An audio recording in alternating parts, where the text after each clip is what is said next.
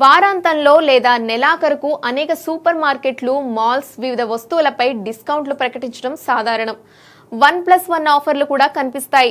కానీ సరుకులన్నీ పూర్తిగా ఉచితంగా ఇస్తే ఎలా ఉంటుంది? అసలు దీన్ని ఊహించుకోగలమా? అయితే కెనడాలో అలాంటి సూపర్ మార్కెట్లు ఉన్నాయి. ఆ దేశంలోని ఒక స్వచ్ఛంద సేవా సంస్థ ప్రజల్లో ఎవరు ఆకలితో బాధపడకూడదనే లక్ష్యంతో ఈ ఫ్రీ సూపర్ మార్కెట్లను నిర్వహిస్తోంది.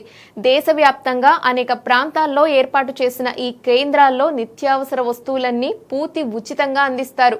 తక్కువ ఆదాయం కలిగిన ఉద్యోగులు, విద్యార్థులు, వృద్ధులు లేదా అవసరం ఉన్న ఏ వ్యక్తి అయినా అక్కడకు వెళ్లి తమకు కావలసిన సరుకులు తీసుకోవచ్చు. ఈ సేవలను పొందాలంటే మొదటగా సంస్థ వద్ద పేరుతో పాటు చిరునామా, ప్రభుత్వ గుర్తింపు కార్డులు సమర్పించి రిజిస్ట్రేషన్ చేయాలి.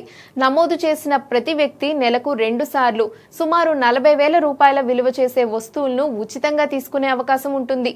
ఇది మాత్రమే కాదు, దేశవ్యాప్తంగా రెజీనా అనే సంస్థ సుమారు 700 ఫుడ్ బ్యాంకులను కూడా నడుపుతోంది. ఇతర స్వచ్ఛంద సంస్థలు, ప్రభుత్వ విభాగాలు నిర్వహించే ఫుడ్ బ్యాంకులను కలుపుకుంటే కెనడా మొత్తం మీద 5,500కు పైగా ఫుడ్ బ్యాంకులున్నాయి. అర్హత ఉన్న వారికి ఈ కేంద్రాల్లో ఆహారం పూర్తిగా ఉచితంగా అందజేయబడుతోంది. ఆహార ఉత్పత్తిదారులు, వ్యక్తుల నుండి ఈ సూపర్ మార్కెట్లు విరాళాలను సేకరిస్తాయి.